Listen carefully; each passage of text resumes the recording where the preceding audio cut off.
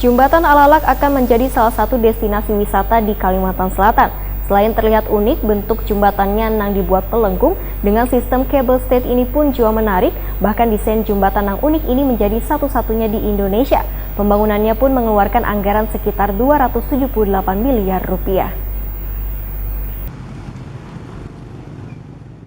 Jembatan Alalak akan menjadi salah satu destinasi wisata di Kalimantan Selatan. Selain terlihat unik, bentuk jembatannya yang dibuat melengkung dengan sistem kabel stayed ini juga menarik, bahkan desain jembatan yang unik ini menjadi satu-satunya di Indonesia. Kabel stayed yang berkekuatan tinggi ini sebagai penggantung yang menghubungkan gelagar utama, baik yang terbuat dari baja, rangka, beton atau beton pratekan dengan menara. Sedangkan tiang pancang jembatan Alalak panjangnya 70 meter, diameter 1,8 meter. Pembangunannya pun mengeluarkan anggaran sekitar 278 miliar rupiah, sehingga jembatan Alalak yang menghubungkan Kalimantan Selatan dengan Kalimantan Tengah ini akan menjadi pusat perhatian wisatawan dari berbagai daerah. Demikian perdahakan Wali Kota Banjarmasin Ibnu Sina Waitakoni Prima TV Baisukan Jumat 13 Agustus 2021. Menurut Ibnu Sina, seluruh pemangku kepentingan yaitu Dinas Lingkungan Hidup wan Dinas PUPR diminta untuk menata kawasan tersebut dengan memberi penerangan wan menghiasi jembatan Alalak agar lebih indah wan menarik.